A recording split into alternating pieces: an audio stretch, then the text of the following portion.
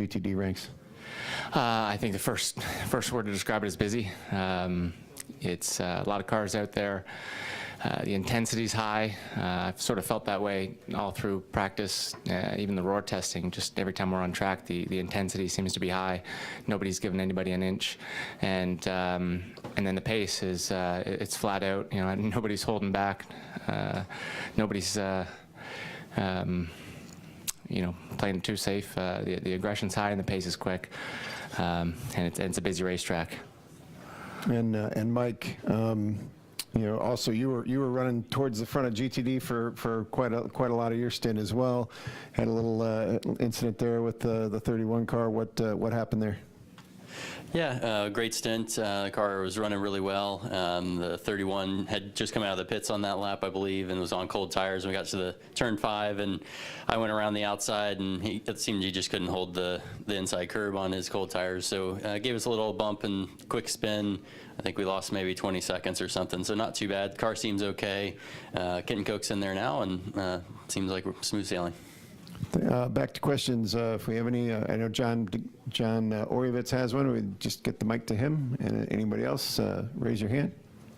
Guys, a couple of the prototype drivers that have come in said that kind of due to their reliability concerns, they're being a bit more conservative in traffic this year. Have you noticed any changes to the dynamic of the racing, or does it seem business as usual from your perspective? Like I said, from my side, the intensity seems pretty high. You know, prototypes really aren't waiting to get by.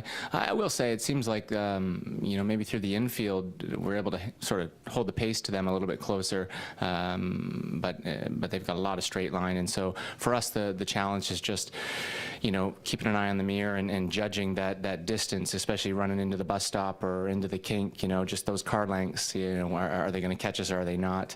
Yeah, that's probably the biggest challenge right now, those two areas. Anything to add, Mike? Yeah, I'd just add that, you know, there's been some talk from the P2 drivers about where their class is fitting into the structure, and you know, it certainly they don't have quite as much squirt off the corner in the infield, and so some of them I think are taking their time a little bit more because it's harder for them to get an overlap on the short straights. But certainly they're not afraid to turn it, you know, send it into turn 1 or the bus stop. And so, you know, maybe the P2, P3s are a little bit more patient just because they can't really get an overlap. But overall, yeah, just as he said, the prototype guys are going for it. Thanks. Any questions? Any more questions for these two? No, we'll let you guys go get some rest. Best of luck the rest of the way. Bring up Alex Lynn, and we'll bring up Antonio Garcia if we can here. Just.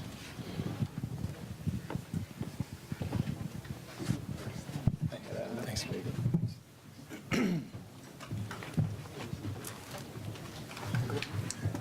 Start with we'll start with Antonio Garcia in the number 8 Corvette Racing C8R GTD, currently running number 3 GT3. Yeah. No, number 3. Number 3. What did I say? 8. Sorry. Number 3 Corvette Racing. A lot of hours.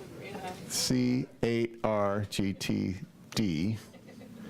Pro, but GTD is what's. Anyway, you're running 3rd. Tell us how it's going.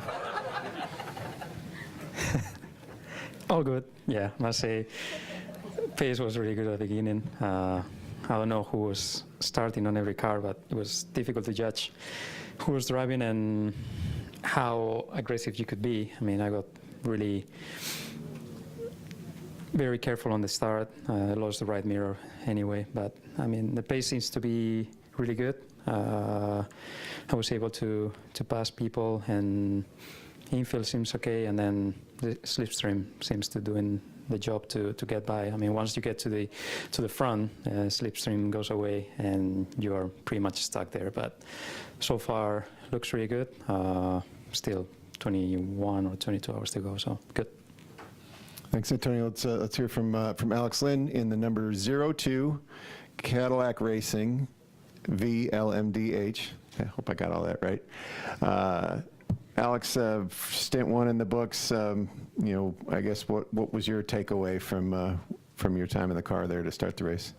Yeah, I think it was an interesting stint from us. We played around a lot on our side of the garage with stint life on the tyres.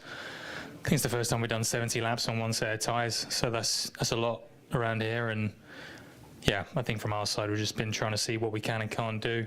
We got a bit unlucky with coming to pit to try and catch a yellow and didn't come, so we ended up extending that stint on those tyres. So then we learned some stuff, and yeah, just building our way in.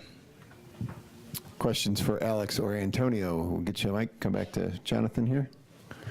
It's a question for Alex. I'm just curious if your Formula E experience has given you any advantage here in terms of the hybrid and fuel saving and that kind of thing. Yeah, I mean, they're very, very similar, really, because I think the rear end of the car is very akin to all of the tools and the functions that a Formula E car can do.